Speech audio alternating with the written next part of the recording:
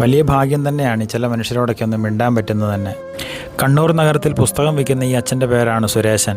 പക്ഷേ ഒരു കാര്യം, ഇത് ഇദ്ദേഹത്തിൻ്റെ ഷോപ്പല്ല, ഉറ്റ ചങ്ങാതിയുടേതാണ്. അദ്ദേഹം 30 കൊല്ലത്തോളം ഇതിങ്ങനെ നോക്കി നടത്തിക്കൊണ്ടിരുന്നു.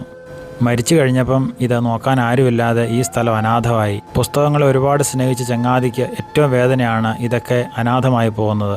അങ്ങനെ കഴിഞ്ഞ 4 വർഷമായിട്ട് വളർന്നു നിൽക്കുന്ന വലിയൊരു വൃക്ഷത്തിൻ്റെ ചുവട്ടിൽ കുറേ ഇംഗ്ലീഷ് പുസ്തകങ്ങളും അതിൻ്റെ ഇടയ്ക്ക് പേരിന് കുറച്ച് മലയാളം പുസ്തകങ്ങളും നോക്കിക്കൊണ്ട് ചെറുപുഞ്ചിരിയോടെ അവിടെ വരുന്നവരെ സ്വീകരിച്ചുകൊണ്ടിരിക്കുകയാണ്. കൂടിപ്പോയ 1-2 വർഷമേ ഞാനിങ്ങനെ ഇവിടെ കാണുകയുള്ളൂ. മേലാതെ വരികയാണ്. ഈ അച്ഛൻ ജീവിതത്തിൽ ഒറ്റപ്പെട്ട ആളാണ്. അദ്ദേഹത്തിന് ഇന്ന് വലിയ കൂട്ടാണ് പുസ്തകങ്ങളും ഒപ്പം കൂട്ടുകാരൻ്റെ നല്ല ഓർമ്മകളും. വായന ഒരു മനുഷ്യനെ എന്തുമാത്രം തുറവിയുള്ളവനാക്കുമെന്ന് അവിടെ നിന്ന് അരമണിക്കൂർ കൊണ്ട് ഞങ്ങൾക്കത് മനസ്സിലായി.